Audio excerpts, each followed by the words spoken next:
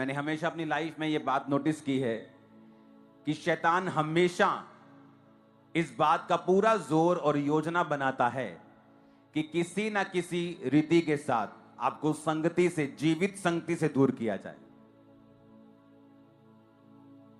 मैंने ऐसे कई लोग देखे हैं जो सेवकाई में थे, लेकिन जब परमेश्वर आपको किसी सेवकाई में भेजता है और आप वो संगति करते हैं, आपको उसे कंप्लीटली फॉलो करना होता है। मैं अपने घर में रह के अपने पड़ोसी के घर का सिस्टम फॉलो नहीं कर सकता। मेरे पड़ोसी के घर में सुबह 7 बजे नाश्ता बन जाता है,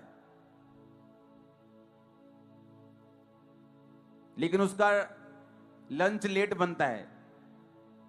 लेकिन मेरे घर में मान लो नाश्ता अगर 9 बजे बन जाता है तो लंच 1 बजे बन जाता है, तो उसका लंच लेट है, मेरा नाश्ता लेट है। कितने मेरी बात को समझ रहे हैं? लेकिन हर एक सिस्टम अलग है, सेवकाई का वचन एक ही है। तो लोग जब उसे फॉलो नहीं कर पाते, आज एक अजीब सा केस मैं सुबह देख रहा था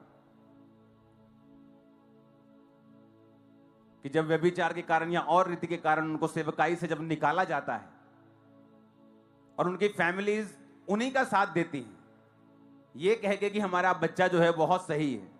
और आज जब मैं उनको देखता हूं, उन भटके हुए लोगों को, और उनको, उनके माता पिता को भी मालूम है कि संगति से निकलने की वजह से उनका बच्चा टोटल शैतान की तरफ जा रहा है, संसार की तरफ जा रहा है।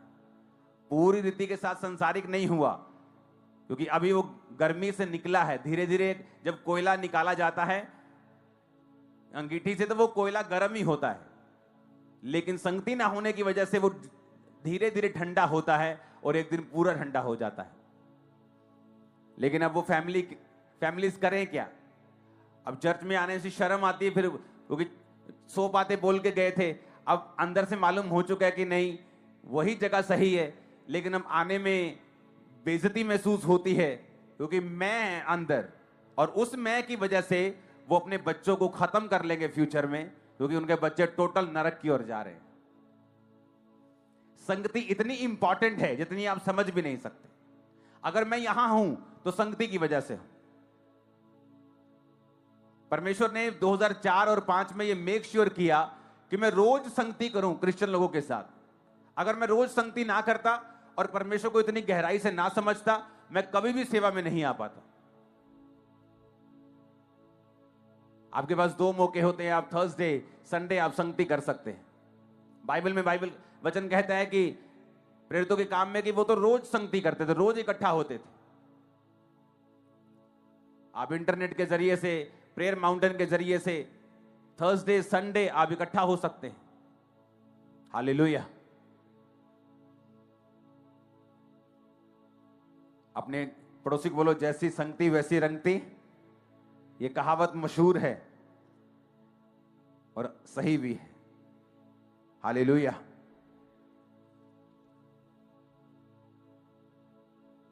इसलिए कुछ भी हो, आपको यह बात मालूम होनी चाहिए कि शैतान जब भी किसी व्यक्ति को पीछे लेके जाता है, वो कभी भी एकदम से उसको डाउन नहीं लेके जाता। वो धीरे धीरे स्टेप्स लेता है। उसे पता है कि इसकी आशीष की वजह ये संगति है। संगति में तो है तो गर्म है। लोग परफेक्ट संगति ढूंढते हैं कि हमें परफेक्ट चर्च चाहिए, परफेक्ट चर्च चाहिए जहां परफेक्ट, सब कुछ परफेक्ट हो। जिस दिन आप चर्च में आए थे उस दिन परफेक्शन खत्म हो गई थी।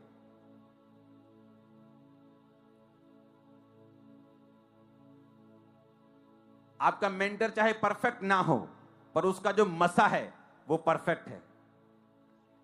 मैं आपको सच कह रहा हूं, जो अनॉइंटिंग है वो सब कुछ कर सकती है। हालेलुया। अब आपको यह समझ होनी चाहिए कि शैतान हर वो चीज, हर वो यंत्र, हर वो योजना बनाएगा कि सबसे पहले आपको जीवित संगति से दूर किया जाए, क्योंकि उसके बाद आपके माइंड को, आपकी लाइफ को एक्सपोज करना, उसमें एंटर करना, उसमें दखल देना उसके लिए आसान है, क्योंकि संगति में वो काम नहीं कर पाता। आपकी कमियों की वजह से कई बार आप संगति में कमी होने पर भी आप बच जाते हैं, लेकिन वही कमी अगर संगति से बाहर हो, आपका कोई बचाव नहीं होता। हालेलुया। आप देशों की हिस्ट्री पढ़ें, जिन देशों ने परमेश्वर की संगति की है, हर एक गली गली में चर्च बनाया था, लोग संगति करते थे। धीरे धीरे क्या हुआ, स्पिरिचुअलिटी से ह्यूमैनिटी में आ गए। ह्यूमैनिटी,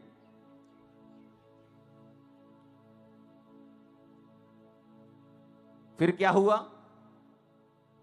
जो क्रिश्चियन लोग थे उनका आत्मिक पतन होता गया।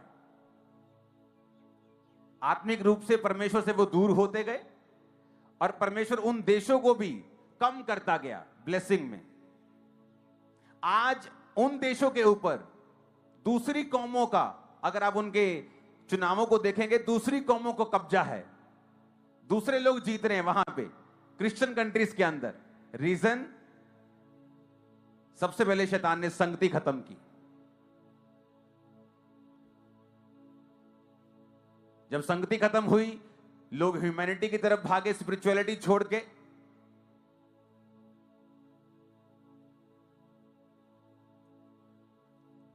फॉरेन कंट्री में, मैं जब अमेरिका में एक पार्क में था, आई थिंक अमेरिका में था शायद, हां अभी पीछे हम अमेरिका में थे, कहां थे, जहां वो सब ढोल बजा के हिंदू हमारे भाई प्रचार कर रहे थे। अमेरिका में, कनाडा में, ऑस्ट्रेलिया में, हाँ ऑस्ट्रेलिया में, सॉरी ऑस्ट्रेलिया में। तो ऑस्ट्रेलिया में हम एक पार्क में थे, तो वहां पे जो हमारे हिंदू भाई हैं, तो वो ढोलकी बजा के अपना गाना गा रहे थे, प्रचार कर रहे थे। कोई उन्हें रोक नहीं रहा वहां, क्योंकि हर एक को अपना धर्म फॉलो करने की आजादी है। कितने मेरी बातों को समझ रहे हैं? तो मैं उनको देख रहा था कि किस तरह से वो जा रहे हैं, और कोई उनको कुछ नहीं कह रहा। जो स्पिरिचुअल लोग थे, जो क्रिश्चियन लोग थे, शैतान ने संगति से दूर करके उनके दिमाग में ये डाल दिया कि spirituality is not very big thing, humanity is very big thing. अगर वहां पे आप किसी गोरे को बोलोगे जाके किसी गोरे के घर में सुसमाचार दे, कल नहीं नहीं मैं उसे डिस्टर्ब नहीं कर सकता, वो डिस्टर्ब हो जाएगा। तुम उसे डिस्टर्ब करने के चक्कर में, ना करने के चक्कर में, ह्यूमैनिटी के चक्कर में स्पिरिचुअलिटी को इतना लो कर लिया कि आज दूसरे लोग तुम पे कब्जा कर रहे हैं। अब संगति जब हटती है, इफेक्ट बहुत बड़ा होता है उसका, और संगति जब शुरू होती है, उसका असर भी बहुत बड़ा होता है। लाइफ में कुछ भी करो, निराश हो, दुखी हो, काम हुआ नहीं हुआ, संगति कभी मत छोड़ो। मैं आपको बता रहा हूं, थर्सडे टेस्टिमनी दी एक सिस्टर ने कि मैं आके थक गई, मुझे पक्का यकीन था 15-14 साल हो गया, बेबी नहीं होगा। आपने कहा पेट पे हाथ रखो, मेरे हस्बैंड ने कहा ओए पेट पे हाथ रख ला, कहती मैं रखना, तू रख ला। उसने पेट पे हाथ रखा, उसके स्पर्म नील थे। तो पहले वो औरत बहुत अंदर अंदर कर्स करती थी कि हस्बैंड मेरा ये है वो है। जब दोबारा टेस्ट हुए तो उसके अंदर भी रसौली निकली, हस्बैंड की भी प्रॉब्लम निकली। कहती मैं चर्च आके थक गई, लेकिन परमेश्वर मेरी सुन नहीं रहा था। तो एक दिन आपने कहा कि हाथ रखो, मैंने हाथ भी नहीं रखा, लेकिन थी वो संगति में। अगर यही अविश्वास वो बिना संगति के घर में रह के दिखाती, उसके जीवन में कभी काम नहीं होता। शक तब पाप बनता है जब आप संगति छोड़ देते हैं। हर एक दिमाग में शक होता है कि मेरा ये काम प्रभु कर सकता है कि नहीं। मेरे दिमाग में भी ये होता था, मुझे मालूम था मेरा काम बहुत बड़ा है, और मुझे ऐसा 99.99% ऐसा अंदर से विश्वास था कि मेरा काम नहीं होगा। होगा नहीं होगा। पर एक बात थी मेरी लाइफ में, रोज संगति, रोज प्रेयर, रोज बाइबल, रोज फास्टिंग मैंने छोड़ी नहीं। तो परमेश्वर ने मेरे विश्वास को मेरे अंदर के शक से नहीं समझा, मेरे विश्वास को उसने कर्मों से समझा है। परमेश्वर ने मेरे कर्म देखे कि अविश्वास कर्मों से नजर आता है, इसलिए कहते हैं कि विश्वास कर्मों से होता है। दुष्ट आत्मा भी विश्वास करता है कि यीशु प्रभु और थर थर आता है, तो क्या वो विश्वासी बन गया? लिखा, तू अपना विश्वास बिना कर्मों के दिखा, मैं अपना विश्वास अपने कर्मों से तुम्हें दिखाऊंगा। तो कर्मों से विश्वास दिखाया जा सकता है। तो दिमाग में क्या है कोई प्रॉब्लम नहीं, कर्म क्या है कि तुम चर्च में हो, कर्म क्या है तुमने संगति नहीं छोड़ी, कर्म क्या है तुम शैतान के सामने झुके नहीं। और उस औरत ने हाथ नहीं रखा, उसके हस्बैंड ने हाथ रखा, अगले महीने वो प्रेग्नेंट थी। और जीसस, टेस्टिमनी देखना थर्सडे, तुम्हारे रूह कंडे खड़े हो जाएंगे, तुम्हारे गूज़बम्प आ जाएंगे। मैं आपको बता रहा हूं, तुम शॉक्ड हो जाओगे। स्पर्म हस्बैंड के नील, जीरो, कम नहीं, जीरो। रसौली वाइफ के 14 साल, 1 घंटे की प्रेगनेंसी नहीं, लेकिन संगति नहीं छोड़ी। शैतान ये कोशिश करता है कि अगर आपकी हीलिंग रोकनी पड़े उसे, अगर उसे मालूम हो जाएगी अगर आपकी हीलिंग रुकती है तो आप संगति छोड़ सकते हैं, वो मेक श्योर करेगा कि आपकी हीलिंग ना हो। अगर शैतान को मालूम हो जाए कि ये बंदा डरपोक है, अगर इसकी फैमिली इसके खिलाफ खड़ी हो जाएगी तो ये घुटने टेक देगा और संगति छोड़ देगा। वो मेक श्योर करेगा आपकी फैमिली आपके खिलाफ खड़ी हो और आपकी संगति रुक जाए। हालेलुया। इसलिए कहते हैं संगति अगर आप करते रहेंगे आपकी लाइफ कभी भी सेम नहीं रहेगी। दिमाग में क्या चल रहा है कोई मायने नहीं रखता। संगति करते रहो, प्रार्थना करते रहो, लाइफ सेम नहीं होगी और खुदावंद काम करेगा, अपने समय से करेगा, 100% करेगा। आमीन। टेंटों के ऊपर जाना चाहिए। Hallelujah, hallelujah. मैंने देखा है बहुत सारे लोग जब संगति से निकलते हैं बुड़बुड़ कर जाते हैं और बाद में जब परमेश्वर डंडा उठाता है और घर में गड़बड़ी शुरू होती है और शैतान काम करने लगता है, अब उसी संगति में आने में वो शर्माते हैं। उनको लगता है बेइज्जती हो गई कि 4 लोगों के सामने मैं कुछ और बोल के गया था, लेकिन मुझे मालूम नहीं था परमेश्वर चाहता है मैं वहीं जाऊं, पर किस मुंह से जाऊं। बाइबल कहती है, ये वचन मैंने थर्सडे सुनाया था, आप थर्सडे पहला पार्ट सुनेंगे। दूसरा पार्ट में शुरू करूंगा सारपत की विधवा से, जहां एलिया गया और वचन कहता है कि उस विधवा के पास जब वो पहुंचा तो उसने कहा 10 आयत में, वे वहां से चल दिया और सारपत को गया और नगर के फाटक के पास पहुंचकर क्या देखा कि एक विधवा लकड़ी बीन रही है और उसको बुलाकर कहा किसी पात्र में मेरे पीने को थोड़ा पानी ले आ। वो लेने जा रही थी, उसने कहा अपने हाथ में एक टुकड़ा रोटी भी लेके आती रहना। उसने कहा तेरे प्रभु की शपथ मेरे पास एक भी रोटी नहीं, केवल घड़े में मुट्ठी भर मैदा और कुप्पी में थोड़ा सा तेल है और मैं लकड़ी बीन कर लिए जाती हूं कि अपने और बेटे के लिए मैं उसे पकाऊं और उस रोटी को हम खाएं और उसके बाद फिर हम मर जाएं। एक नबी जिसने राजा के सामने कहा मेरे कहे बिना ना बारिश आएगी ना ओस पड़ेगी, क्योंकि बाइबल कहती है वो प्रभु के सामने उपस्थित रहता था। संगति, फिर से बोलो संगति।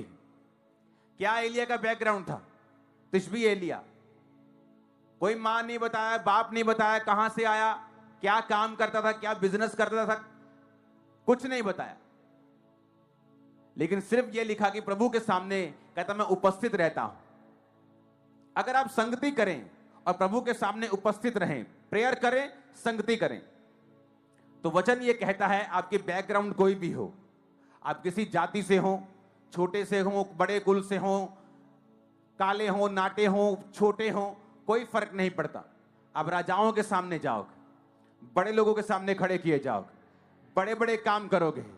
आमीन। मेरे को ऊंचे वाला चाहिए। लेकिन संगति, फिर से ऊंची आवाज में बोलो।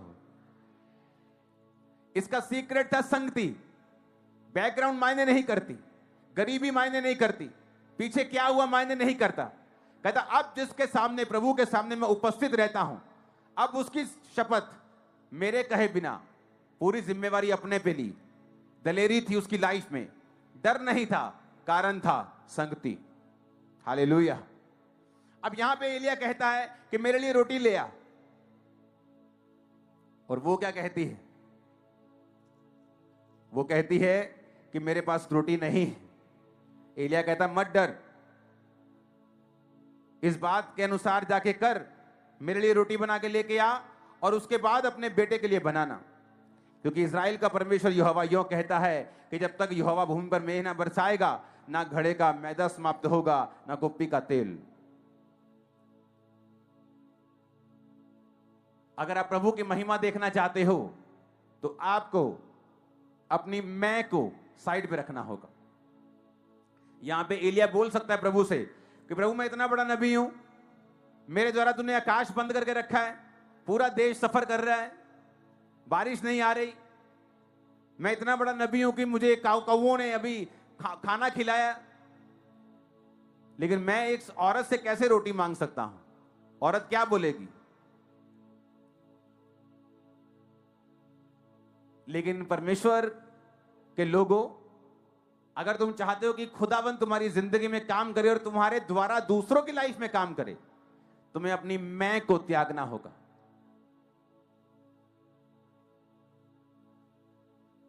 अपने अहम को त्यागना होगा। अगर तुम्हें लगता है कि तुम्हें बेइज्जती करवा के भी एक अच्छी संगति मिल जाए तो तुम्हें 10 बार करवा लेनी चाहिए और संगति नहीं छोड़नी चाहिए। मैं सच कह रहा हूं, क्योंकि नरक जाने से और अपने बच्चों को नरक जाते हुए देखने से अच्छा ही है। और शैतान एकदम से कुछ नहीं करता, वो धीरे धीरे करता है। आपको पता है कि वो धीरे धीरे की शुरुआत हो गई आपके फैमिली में, और आप उसे रोक सकते हैं। फिर से ऊंची आवाज में बोलो, संगति से। आमीन। यहां एलिया ने अपने अहम की परवाह नहीं की, उसने उसको बोला, वो औरत गई, रोटी बना के लेके आई, और वचन कहता है वो आटा और तेल कभी खत्म नहीं हुआ। औरत ने भी खाया, बेटे ने भी खाया, और परमेश्वर ने उसी आटे और उसी तेल से एलिया के पेट को भी भरा। किसके दौरान? अकाल के दौरान। उसके आगे क्या होता है? अगर आप उसके आगे पढ़े तो 18 बाब में लिखा है, फिर उसके बाद यहोवा का वचन एलिया के पास पहुंचा कि अपने आप को अहाब को दिखा और बोल कि मैं भूमि पर मेह बरसा दूंगा। अहाब ने अबोधा को, जो उसके घराने का दीवान था, बुलाया और कहा, अबोधा जो उसके घर का दीवान था, बड़ा एक इंपॉर्टेंट इंसान था अहाब के घर में। अहाब राजा था और दुष्ट था, परमेश्वर से दूर था, और उसने अबोधा को बुलाया और कहा, जा अपने मालिक को बोल कि मैं तुझसे मिलना चाहता हूं, उसे भेज, क्योंकि परमेश्वर ने कहा कि मैं बारिश बरसा दूंगा। अबोधा ने कहा कि जब मैं यहां से चला जाऊंगा अपने मालिक को बुलाने, क्योंकि उसने तुझे हर जगह ढूंढा है, तुझे मरवाने के लिए, तुझे पकड़ने के लिए, कि तेरी प्रोफेसी से आकाश बंद हो गया, लेकिन जब मैं यहां से जाऊंगा यहोवा का आत्मा तुझे पता नहीं कहां ले जाएगा। तो जब मैं तुझे ढूंढने के लिए अपने मालिक के साथ वापिस आऊंगा तो नहीं होगा, तो मैं मारा जाऊंगा। फिर उसने बता क्या कहा? कहता मैं वही अबोधा हूं जब ईजाबेल राजा की पत्नी नबियों को मारने के लिए, यहोवा के नबियों को मारने के लिए उनका घात करती थी, तो मैं उनको 50-50 करके गुफाओं में छुपा के रखता था और अन्न जल देकर उनका पालन पोषण करता था।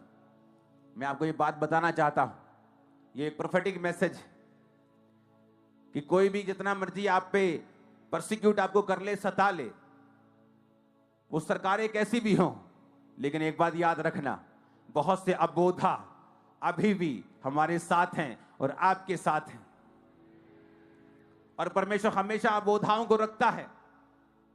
मैं आपको बता रहा हूं, अगर उसने आपको अपने पास बुलाया है, आपका परिवार आपका विरोधी है, तो चिंता मत करें, कोई डिवाइन हेल्पर भी आपको मिल जाएगा। अगर आप चलते रहेंगे, यहोवा से मुख नहीं मोड़ेंगे, बाइबल कहती है वो नबी प्रभु से मुख नहीं मोड़ा, मरते तो मर जाए, लेकिन वचन कहता है अबोधा ने उन्हें 50-50 करके गुफाओं में रखा, छुपा के रखा, अन्न जल देकर उनकी पालना और पोषण करता रहा। जब तक कि ईजाबेल और अहाब मर नहीं गए, तब तक वो उनकी पालन पोषण करता रहा। परमेश्वर ये बताता है, तुम्हारी परिस्थितियां कितनी भी खराब क्यों ना हो, परसिक्यूशन कितनी भी बड़ी क्यों ना हो, लेकिन वो एलिया का परमेश्वर, वो आपका और मेरा परमेश्वर अब भी अबोधाओं को रखता है, जगह जगह जगह जगह जगह जगह, इन जीसस ने। हालेलुया। मेरे पास्टर्स भाइयों को हियाव नहीं खोना है। यूपी में, बिहार में हियाव नहीं खोना है।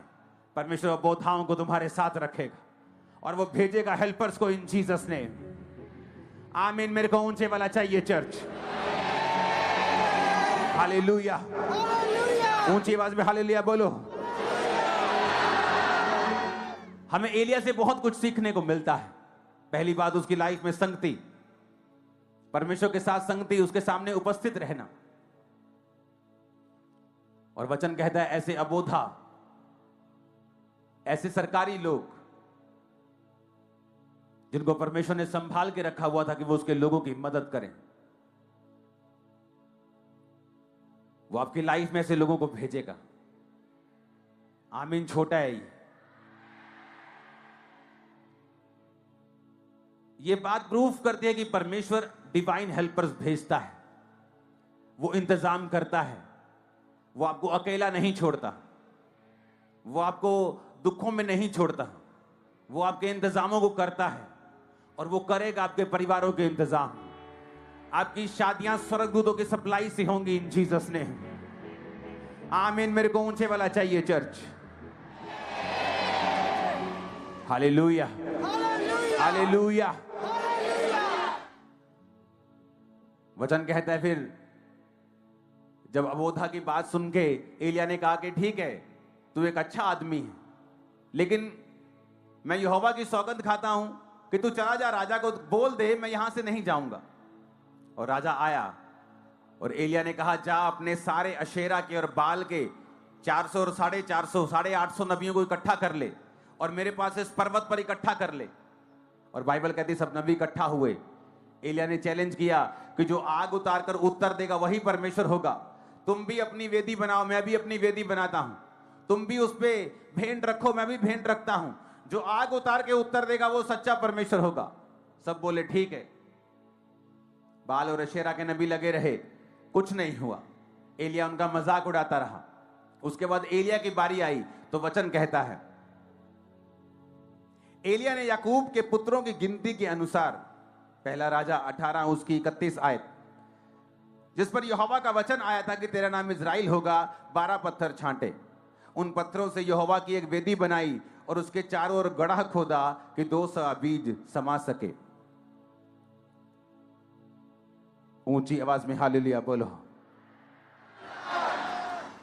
30 आयत में बढ़ेंगे। एलिया ने सब लोगों से कहा मेरे निकट आओ, और सब लोग उसके निकट आए और तब उसने यहोवा की वेदी जो गिराई गई थी मुरम्मत की।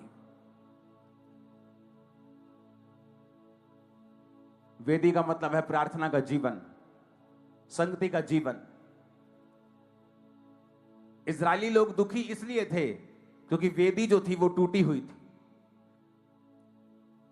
आज जब लोग सताव आता है, परमेश्वर से अपना नाता हटा लेते हैं। अपने पिंड तो चर्च आना बंद कर देंगे कि पिंड वाले को स्कैन ना दे। और इसलिए वचन कहता है कि शैतान ने उनके ऊपर कब्जा किया हुआ था। और वचन क्या कहता है कि जब एलिया को मालूम था कि मुझे परमेश्वर की आग उतरती हुई चाहिए तभी ये लोग विश्वास करेंगे, उसने टूटी हुई वेदी की मुरम्मत की। टूटी हुई वेदी की मुरम्मत करने का मतलब है अपनी जिंदगी को परमेश्वर के सामने सही करना और प्रार्थना का जीवन अपनाना। और वचन कहता है फिर उसने भेंट रखी, बछड़े को रखा, पानी दिया यानी बैप्टिज्म दिया, और उसके बाद उसने प्रार्थना की। 36 आयत में लिखा फिर भेंट चढ़ाने के समय एलिया नबी समीप जाकर कहने लगा, हे अब्राहम, इसहाक, इज़राइल के परमेश्वर यहोवा, आज ये प्रकट कर कि इज़राइल में तू ही परमेश्वर है और मैं तेरा दास हूं और मैंने ये सब काम तुझसे वचन पाके किए हैं। बड़े समझने वाली ये बात है। एलिया कहता, हे परमेश्वर, आज ये प्रकट कर कि इज़राइल में तू परमेश्वर है और मैं तेरा दास हूं। मैं तेरा क्या हूं? और मैंने ये काम तुझसे वचन पाके किए हैं। और वचन कहता है आग नहीं उतरी जब तक उसने ये प्रेयर की, क्योंकि इस प्रेयर में 2 बार उसने अपना नाम लिया और 1 बार उसने परमेश्वर का नाम लिया। यूएसए का वीजा चाहते हो, मेरी चर्च में आ जाओ, लग जाएगा। ये साबित करता है कि तुम्हारी चर्च में आग नहीं है, वो फेक आग है जो तुम दिखा रहे हो। जब इसने कहा कि प्रभु प्रकट कर कि मैं तेरा दास हूं, मैंने ये काम तेरा नाम लेके किए हैं, आग नहीं उतरी। एलिया को अपनी गलती समझ आई कि मेरी प्रेयर में, मेरे वचन में मैं ज्यादा हूं और प्रभु कम है। उसने अगली लाइन बोली, हे यहोवा मेरी सुन। उसे मालूम था अंदर से कि कोई गड़बड़ है। फिर दूसरी आयत में कहता है, मेरी सुन कि लोग जान ले यहोवा तू ही परमेश्वर है और तू ही उनका मन लौटा ले आता है। और वचन कहता है, तब यहोवा की आग आकाश से प्रकट हुई। हालेलुया। एलिया को भी गलती समझ आई कि मैं कुछ नहीं हूं, मैं जस्ट एक इंस्ट्रूमेंट हूं। अब माइक बोले मैं सब कुछ मैं ही हूं, मैं नहीं हूंगा तो लोग वचन नहीं सुनेंगे। माइक कुछ नहीं है, मैं बोल रहा हूं। कितने मेरी बात को समझ रहे हैं? उसी तरह से हम परमेश्वर के हाथों में एक माइक है। सिर्फ माइक नहीं कह सकता कि मेरी वजह से लोग सुन रहे हैं। माइक सिर्फ एक इंस्ट्रूमेंट है जिसने अपने आप को यूज करने के लिए अपनी मर्जी से अपने मालिक के हाथ में दिया हुआ है। हालेलुया। और जब आग नहीं उतरी पहली प्रार्थना के बाद, ये बरकत चाहिए, मेरी चर्च में आ जाओ। एलिया कहता, प्रभु जान ले लोग मैं ही तेरा दास हूं, जान ले मैंने ये काम तेरा वचन वागे किए हैं। कोई आग नहीं उतरी। जब एलिया देख रहा था कि कोई आग नहीं उतरी, उसने फिर प्रार्थना की, हे यहोवा मेरी सुन, तू बता इनको कि तू ही परमेश्वर है और तू ही इनका मन लौटा ले आता है, कि तू ही तू, सब कुछ तू ही तू है। लिखा आग उतरी। आज आग उतरेगी आपकी लाइफ के अंदर। किन लोगों की लाइफ में आग है? जिन लोगों ने संगतियों को नहीं छोड़ा है, जिन लोगों ने परमेश्वर के वचन को नहीं छोड़ा है, जिन्होंने अपनी मैं को नहीं देखा है। मैं जानता हूं अपने स्पिरिचुअल फादर के पास जब मैं जाता था तो 10 दिन में से 7 दिन तो मेरी क्लास लगती थी, क्योंकि यहां से मैं जाता था कि बड़ा पास्टर, सब लोग मेरे पीछे आगे, लेकिन वहां माहौल चेंज होता था। हालेलुया। तो परमेश्वर ने मुझे सिखाया हम्बल रह के किस तरह से बरकतों को लेना है। कोई एक तो हो जो तुम्हारी बेइज्जती कर सके, कोई एक तो हो जो तुम्हें सिखा सके, कोई एक ऐसा तो हो जो तुम्हें मार सके, डांट सके, तुम्हें सीधा कर सके। कितने मेरी बातों को समझ रहे हैं? जिसने बाप की डांट को नहीं खाया है, लोगों ने उन्हें लताड़ा है। जिसने बाप की डांट खाई है, वो लोगों में हीरो बना है। मैं सच कह रहा हूं। हालेलुया। बाइबल कहती है, धर्मी मुझे मारे तो मेरे सिर का तेल ठहरेगा। मुझ पे कृपा गिनी जाएगी अगर धर्मी मुझे मारे। अगर धर्मी आपको करेक्ट करेगा, आपकी जनरेशन वो सीधी कर देगा, फाइनेंस वो सीधे कर देगा, लाइफ वो सीधी कर देगा। अगर धर्मी मारेगा तो धर्मी का मारना संसारिक मारने से अलग है। धर्मी तुम्हें फ्यूचर दिखा रहा है, फ्यूचर दिखा के तुम्हें सेट करके मार रहा है। कितने मेरी बातों को समझ रहे हैं? एलिया को गलती समझ आई कि भाई साहब मैं करना बकरी की तरह बंद करूं मैं। इसलिए परमेश्वर ने कहा, बकरियां मेरी बाहिनी हाथ खड़ी होंगी। क्या करती है बकरी? क्या करती है? ऊंची बोलो। नहीं ऊंची, ऐसे नहीं खिलार के बोलो जरा, मैं ऐसे बोलो। तो वो पास्टर जो मैं करते वो क्या है फिर? बकरियां हैं। क्या है? जो मैं करते हैं। बरकत चाहिए, मैं आशीष चाहिए, मैं मेरी चर्च, बरकत चाहिए, आज जाओ। बकरियां हैं वो। यहां पे गिफ्ट काम कर रहा है, लेकिन वो सारा कुछ खुदा कर रहा है। वो जब तक चाहेगा तब तक होगा। कितने मेरी बात को समझ रहे हैं? एलिया को ये गलती समझ आई, क्योंकि आग असली उतारनी थी। आजकल फेसबुक वाली प्रोफेसी वाली तो आग उतारनी नहीं थी, तो उसे कमी समझ आई कि भाई साहब मैं अपना नाम 2-3 बार ले लिया हूं। अब कहता, प्रभु सुनो 18 इस आयत को, 37 आयत को देखो स्क्रीन पे।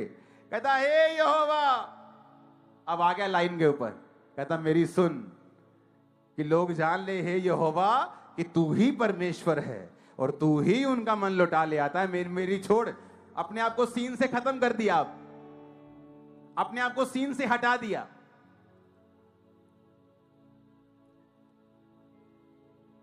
नाइजीरिया में आप जिस भी चौराहे, नगर, घर, मोहल्ले, शहर, गांव में खड़े होकर ऐसे घूमेंगे, ऐसे ऐसे ऐसे घूमो, ऐसे ऐसे ऐसे, आंखें बंद करके, जिधर को मुंह निकले आंखें खोल लो, उधर को 5 मिनट निकल जाओ, आपको एक चर्च मिलेगी, आरसीसीजी चर्च।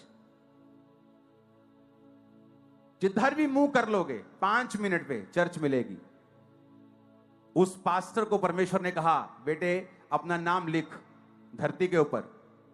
उसने शांत बोला, आज तक वधिया वचन मिलूगा बरा कि मैं तेरे नानू होर बड़ा करन जा रहा। नाम लिखा उसने। अब परमेश्वर ने कहा मिटा दे। अब उसने मिटा दिया। परमेश्वर ने कहा अगर तूने मेरी महिमा ली, मैं तेरे नाम को इसी तरह धरती पर से मिटा दूंगा। सेवकाई जिन लोगों को लगता है कि जो चल रहा है आजकल, फ्यूचर में आपको नहीं दिखेगा, मैं आपको बता रहा हूं, फ्यूचर में वो लोग नहीं होंगे जो इस तरह से कर रहे हैं। परमेश्वर ने कहा नाम लिख, नाम लिखा। परमेश्वर ने कहा मिटा दे, उसने डस्टर से मिटा दिया। परमेश्वर ने कहा अगर तूने मेरी महिमा खुद ली तो मैं तेरे नाम को मिटा दूंगा। एलिया ने क्या किया? अपनी मैं को त्यागा, पहले औरत के सामने, फिर प्रभु के सामने। और वचन कहता है आग उतरी। जब आप मैं को त्याग देंगे आग उतरती है। सेल्फ को त्याग देंगे आग उतरती है। क्रूस को उठा लेंगे आग उतरती है।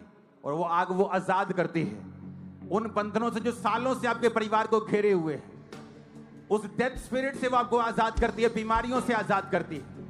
आमीन ऊंचे वाला चाहिए चर्च। Hallelujah, hallelujah. और वचन कहता है जब आग उतरी तो लोगों ने बाल के और अशेरा के सब नबियों को पकड़ के मार डाला। जब पकड़ के मार डाला तो उसने अहाब से कहा चला जा, बारिश आएगी बहुत। और वचन कहता है कि परमेश्वर के वचन के अनुसार एलिया घुटनों के बीच मुंह देके प्रार्थना करने लगा। अपने सेवक को बोला जा और देख कोई बदलाव है उधर, कुछ बादल वगैरह आ रहे क्या? गया वो, कहता नहीं जी। कहता 7 बार जा। क्यों भेजा 7 बार? हफ्ते में कितने दिन होते हैं? कहता 7 बार परमेश्वर के सामने जा हफ्ते में।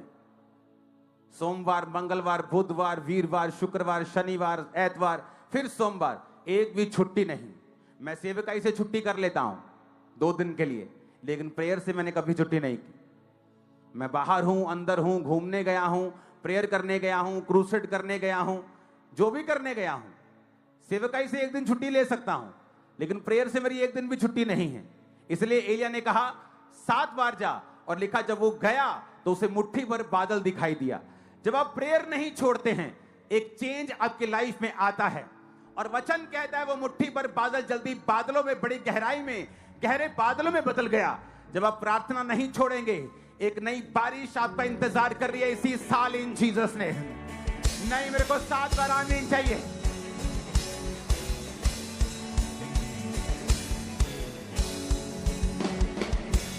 Hallelujah, hallelujah.